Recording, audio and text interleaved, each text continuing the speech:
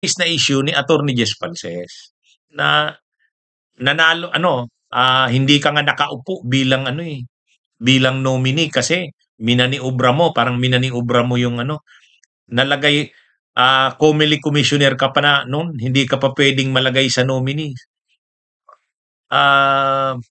Yun, inungkat ni Falces yun. Kumbaga hindi yung issue ng pagiging commencement speaker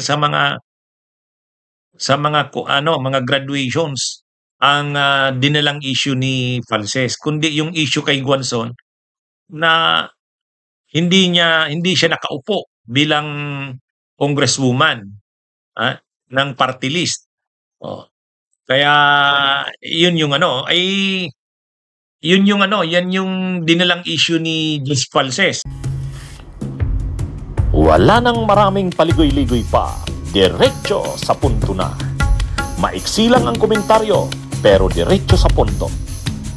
Maraming kuro-kuro, may tiwali, may totoo. Dito, sa Puntong Diretso tayo. Punto Diretso.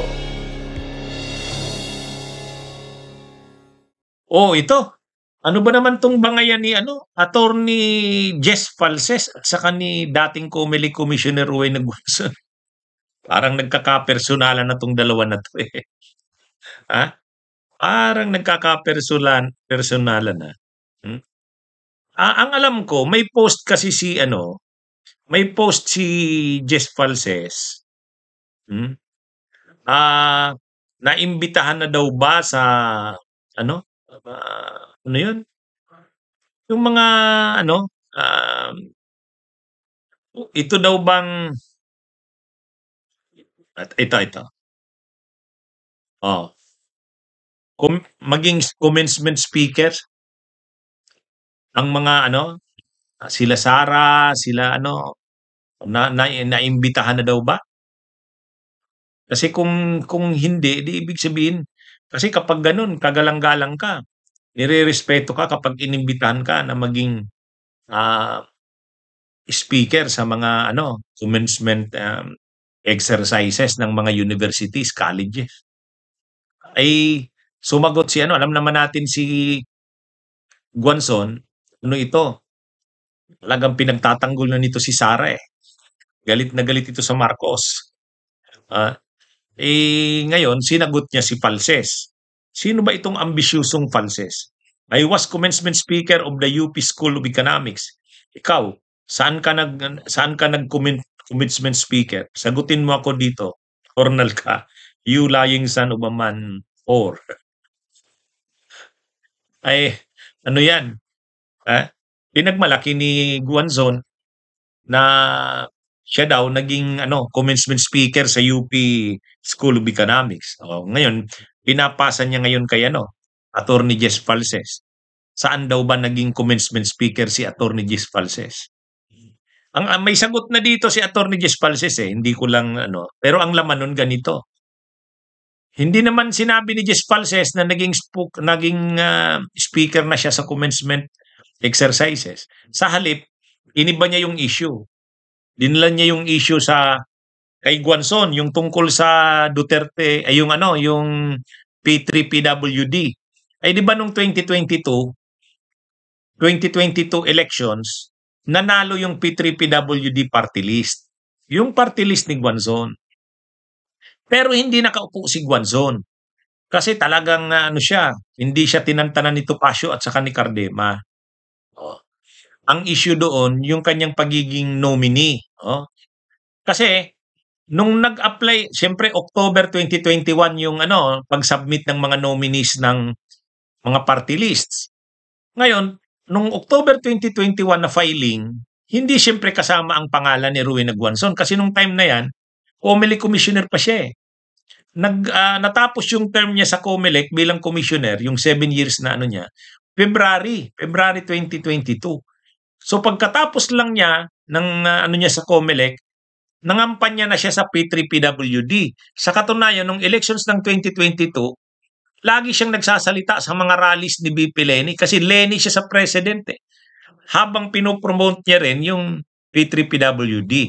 ay binutuhan ng mga kakampings yung yung P3PWD, nanalo yun. Nanalo yun. Yung Bunyog nga, hindi nanalo. Yung P3PWD, nanalo yun. Kasi binigyan ng privilege si Guanzon magsalita sa mga rallies ng kakampings. Kasama, gayon din yung agree. Yan yung dalawang mga party list na medyo napaboran ng kakampings doon eh. Talagang yun. Kaya nanalo yung dalawa na yun. Anyway, yun yung nire-raise na issue ni Attorney Jess Falces na nanalo hindi ka nga nakaupo bilang bilang nominee kasi minaniobra mo, parang minaniobra mo yung nalagay COMELEC commissioner ka pa na noon, hindi ka pa pwedeng malagay sa nominee. Yun, inungkat ni Falces yun. Kumbaga hindi yung issue ng pagiging commencement speaker sa mga mga graduations ang dinalang issue ni Falces, kundi yung issue kay Guanzon na hindi siya nakaupo bilang congresswoman ng party list. Kaya yun yung yan yung dinalang issue ni Jess Falces kay Rowena Guanzon. Kaya nag-iinitan yung dalawa.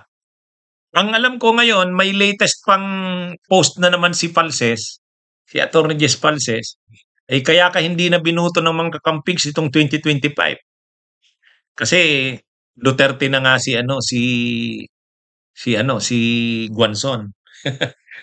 Kaya kakainitan yung dalawa. Pero sa totoo, naman talaga, noong 2022, binutuhan ng mga kakampings yung P3PWD. Pero nitong 2025, hindi na. Kasi si Guanzon, sinasabi ni Guanzon, hindi siya DDS. Pero malinaw, talagang niya, anti-Marcos, lalo na kay Romualdez. Talagang mainit ang dugo ni Guanzon kay Romualdez. Tapos may counter na naman si Guanzon. Linabas ni Guanzon yung tungkol kay Chris Aquino. Yung Supreme Court case nito ni Jess Falces. Kaya labasan sila ngayon ng labasan sila ng baho ngayon. Si Attorney Jess Falces, si Guanzon. Gawa natin kung saan patungo tong bangayan ng dalawang ito. Bunyog, bunyog, halikan na kasama ka. Bunyog, kapag buklod ay may pag-asa.